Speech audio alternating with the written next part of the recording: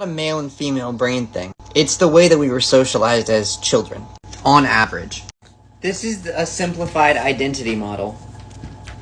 Essentially says that there are 3 levels of your identity. There's your ego identity, which is like the narrative in your head, your personal identity, which is what you identify with, your style, and your social identity, which is like how you interact with the world. In between these, there are stages that like influence you. So starting here, your role models will socialize you and give you feedback, and that controls you, and that influences your personal identity, which then you internalize your personal identity as yourself, and then you are adopting behaviors for your ego to identify with your personality, and then socially engaged, you do activities that identify with your personality, and then like boom, so on and so forth.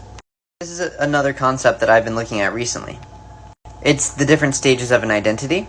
As a developing child, you're able to achieve identity achievement by having role models that support you in a way that like there's not too many challenges. You're able to go through this circle and grow as a person.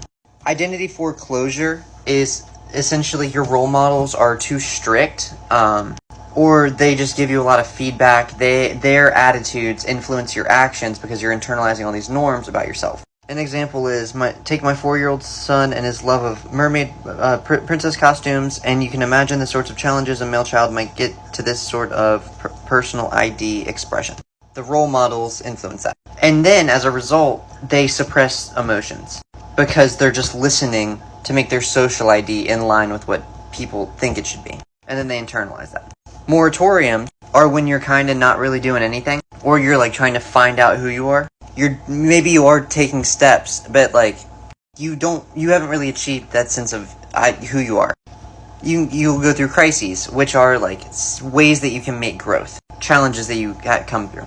And with these two, it's mainly on this side. It's you experimenting over here and changing these things and making yourself happier from the bottom up, whereas foreclosure is you choosing yourself from the top down. This is all a headcanon. This isn't like canon put together already, but anyways, AMAB individuals are more likely to go through foreclosures, and AFAB individuals are more likely to go through moratoriums early in life. Of course, people of all birth stances will go through all of these. Most people will go through all of these, but some people won't. And all people can still grow constantly.